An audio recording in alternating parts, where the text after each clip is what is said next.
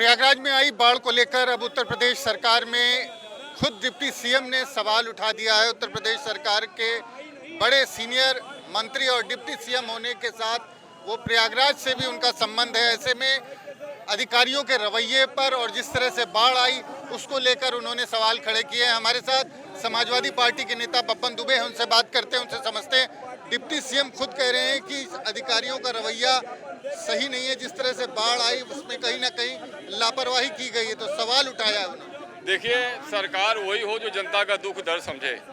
आखिर में इतना दर्द है, इतना दुख है, कोई कैसे बर्दाश्त कर सकता है। डिप्टी सीएम हो, चाहे सीएम हो, चाहे प्रधानमंत्री हो, आखिर में है तो वो भी जनमानस से बीच से निकले हुए ना। नीर जब अपनी नमी से डरने लगे प्यार अपनी कमी से डरने लगे, क्यों बनाई जनता ने ऐसी सरकार जो आदमी आदमी को देख के डरने लगे। आज न जाने स्कूल बंद है, कॉलेज बंद है, न्यायालय बंद है। आज ऐसी कौन सी विपदा आन पड़ी हुई है भाई। कोई तूफान आया नहीं, कोई सुनामी नहीं आई है, कोई बादल उत्तराखंड जैसे फटा नहीं है, कोई पहाड़ बह के गिरा नहीं है। ये थोड़ी सी बरसात में, ये 3 दिन की बरसात, थोड़ी बरसात हुई है, ज़्यादा बरसात नहीं हुई। इससे ज़्यादा बरसात इलाहाबाद में हुआ करती थी, लेकिन कभी इतनी अव्यवस्था नहीं फैली हुई है। ये लोग जो है मेला में न जाने हजारों करोड़ रुपया पास हुआ, यहाँ पर सफाई का पैसा कितना पास हुआ, न जाने पैसा कहाँ चला जा रहा है। ये रोज डिप्टी सीएम खुद सवाल उठा रहे हैं। डिप्टी सीएम का सवाल उठाना बहुत जायज है। डिप्टी सीएम का सवाल उठाना जायज इसलिए है कि वो यहाँ क्षेत्र के रहने वाले हैं, वो यहाँ चुनाव लड़ना चाहते हैं उत्तरी में, और उत्तरी में बाढ़ सबसे ज्यादा आई हुई है। तो आखिर में वो किससे कहें भाई। घायल की दशा घायल जाने, पत्थर दिल दुनिया क्या जाने। तो घायल हम लोग भी हैं, घायल वो लोग भी हैं, वो भी तो जनता, उनको पानी में से कूद के जाना है ना। जनता के बीच में कलोट लेना, क्या लेके आएंगे, क्या मुंह दिखाएंगे जो है। तो उनका सवाल बहुत जायज है, हम लोग का भी सवाल बहुत जायज है। आखिर में ऐसी नौबत क्यों आ पाई। आज 10 साल जो है नंदी की औरत मेयर थी, 5 साल से ये लगभग मेयर होने जा रहे हैं, गणेश के सरवाने होने जा रहे हैं। ये लोगों ने केवल अपना विकास किया है। ये सरकार, ये जनता का कोई विकास नहीं किया। आपने तो कई बार पुल में इंटरव्यू लिया है, वहाँ भी इतना पानी भरा हुआ। आप कई बार प्रयास कर रहे हैं, सब जितने रोड के कूड़ा कबाड़ सब वहीं ले जाके लाद दे रहे हैं। तो हम लोग तो हमेशा आवाज़ उठाते हैं, आपके माध्यम से हमेशा आवाज़ उठाते हैं।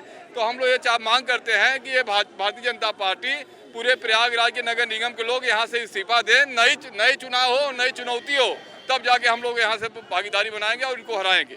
तो बब्बन दुबे कह रहे थे कि उनका सवाल उठाना जायज़ है, क्योंकि उनका संबंध प्रयागराज से है और उन्होंने मांग की है कि इस पूरे मामले की जांच हो और इस पूरे मामले में जो दोषी हैं उनके खिलाफ कार्रवाई भी की जाए। हमारे साथ समाजवादी पार्टी के एमएलसी मान सिंह यादव जी हैं, उनसे बात करते हैं और उनसे आखिर समझते हैं कि डिप्टी सीएम साहब खुद सवाल उठा रहे हैं कि बाढ़ कैसे आई, कैसे सब कुछ ये हुआ। आप लोगों की तरफ से भी प्रोटेस्ट किया जा रहा है, क्या कहेंगे? देखिए, ये जो महाकुंभ का स्मार्ट सिटी का महाघोटाला हुआ है, उसमें डिप्टी सीएम का खुद हिस्सा जाता है। ये जनता को बेवकूफ़ बनाने के लिए एक नूरा कुश्ती आप लोगों ने सुना होगा, मिल करके कि हम आपको ऐसे पटकेंगे, आप गिर जाना। तो उस तरीके से ये ब्यूरोक्रेसी पर आरोप लगा रहे हैं। किसकी मजाल है? अगर डिप्टी सीएम के पास शेयर नहीं जाता तो किसी ब्यूरोक्रेट की हिम्मत है कि वो भ्रष्टाचार फैला देगा। ये भारतीय जनता पार्टी की जो ट्रिपल इंजन की सरकार है, वो टेक्निकल तरीके से भ्रष्टाचार करती है। और टेक्निकल तरीके से मैं इसलिए कह रहा हूँ कि आप महाकुंभ में गमला रखवा दीजिए, आप पेंट करा दीजिए, आप प्लास्टिक की रेलिंग लगा दीजिए, आप कच्ची मिट्टी डला दीजिए। अब मैं आपसे पूछ रहा हूँ, क्या आप इसकी ऑडिट कर लेंगे? सिर्फ ये जनता को बेवकूफ़ बनाने के लिए ये आकंठ भ्रष्टाचार में डूबे हुए, और ये ब्यूरोक्रेसी और इनके जो उप मुख्यमंत्री और मंत्री, ये सब इस भ्रष्टाचार में लिप्त है। अब जब जनता इनकी पोल नहीं खोल पाई तो इनकी पोल कौन खोल रहा है? इनकी पोल भगवान खोल रहा है। राम मंदिर में चोरी हुई, भगवान ने इनकी पोल खोल दी। बारिश का पानी आया, भ्रष्टाचार इनका खुल गया। तो इनकी पोल केवल 2 ही लोग आजकल खोल रहे हैं, या तो भगवान और या तो सर्वोच्च न्यायालय, उच्च न्यायालय। तो कुल मिलाकर के स्मार्ट सिटी और महाकुंभ के नाम पे जो करोड़ों का इन्होंने घोटाला किया है, आज उसी का देन है कि हमारे मुंडेरा, जाट टाउन, करैली, पूरे शहर में सीवर का गंदा पानी 5-5, 6-6 फीट तक घरों में घुस गया है। आज हमारे बच्चे खाना नहीं खा पा रहे हैं, हमारे बच्चे स्कूल नहीं जा पा रहे हैं, सोने की व्यवस्था नहीं है, और ये आराम से वहाँ चैन की बंसी बजा रहे हैं। इनके लिए केवल वही कहावत है कि रोम जल रहा था और नीरो बंसी बजा रहे थे। तो ये भारतीय जनता पार्टी ये बंसी बजाए, जब जनता इनकी बंसी बजाना शुरू कर देगी तो बड़े बड़े धराशायी ऑटोमेटिक खत्म हो जाते हैं, धराशायी हो जाते हैं। तो मुझे लगता है कि अब वो दिन आ गया है, इनकी उल्टी गिनती शुरू हो गई है। ये अधिकारियों को डांटने से कुछ नहीं होगा।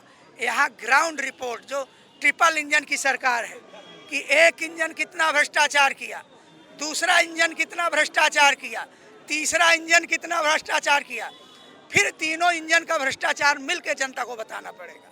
जी, तो समाजवादी पार्टी के एमएलसी हमारे साथ थे, वो बता रहे थे कि जिस तरह से पूरा मामला सामने आया, जिस तरह से लोगों को भारी मुश्किल उठानी पड़ी है, और अब उसके बाद कहीं ना कहीं लीपापोती का प्रयास किया जा रहा है, और उसी के चलते अपनी कमियों को छुपाने के लिए इस तरह के बयान दिए जा रहे हैं। हमारे साथ प्रयागराज के समाजवादी पार्टी के जिलाध्यक्ष अनिल यादव, उनसे बात करते हैं।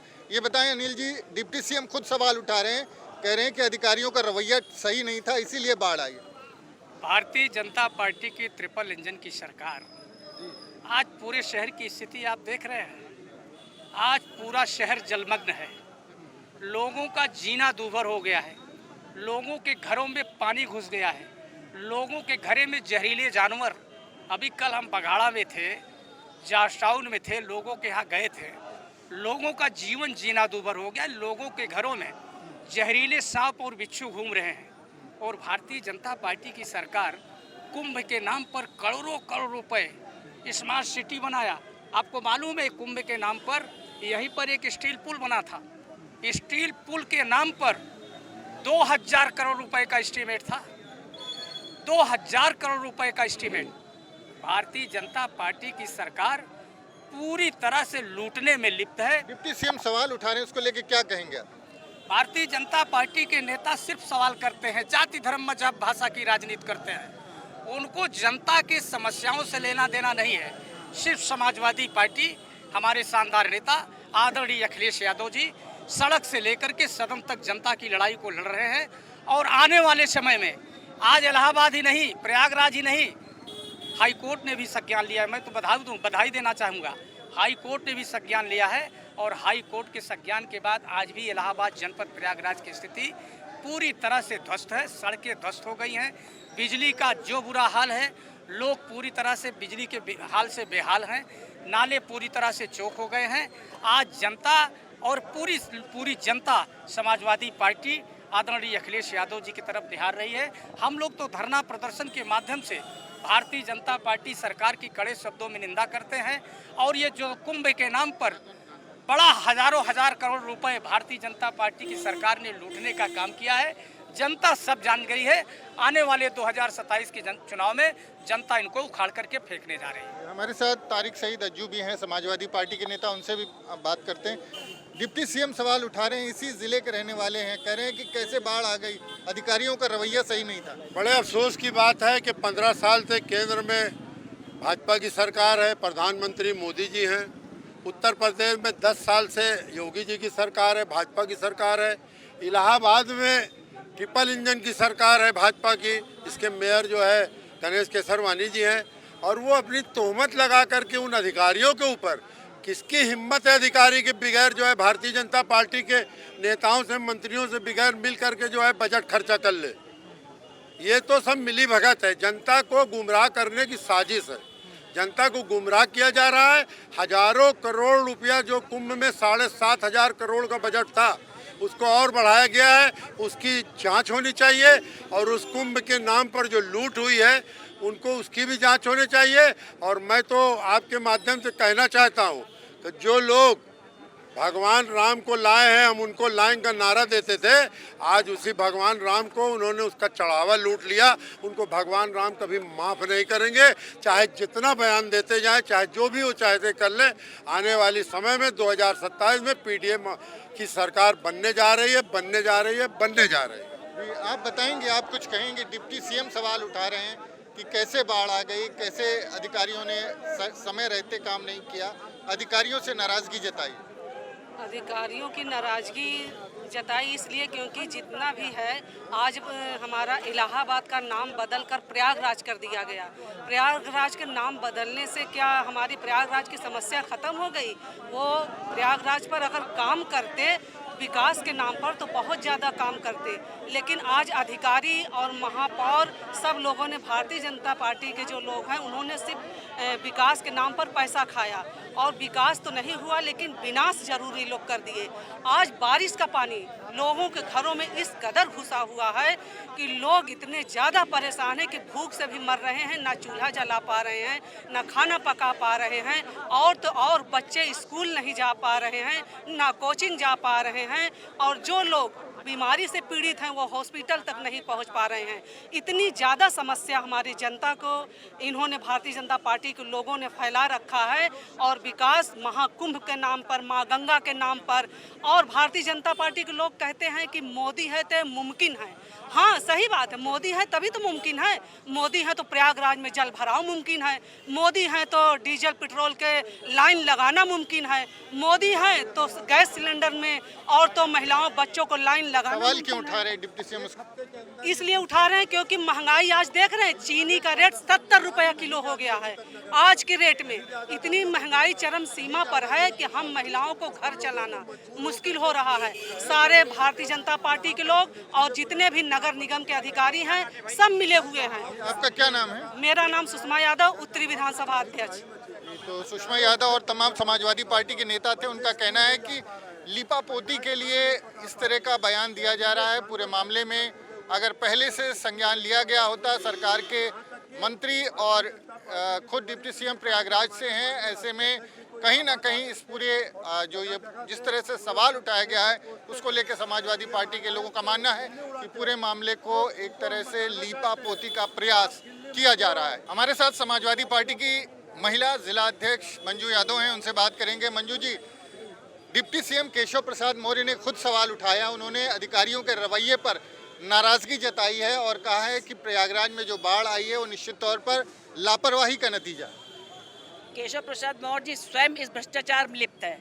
जब हाईकोर्ट का आदेश आया, उन्होंने तलब किया इनको, नगर आयुक्त को और उनको, तब इन्होंने ये बातें कही। और मैं आपसे कहना चाहती हूँ, जितना गंगा जमुना बाढ़ आई है ये, उतनी प्रयागराज में बाढ़ आ गई है।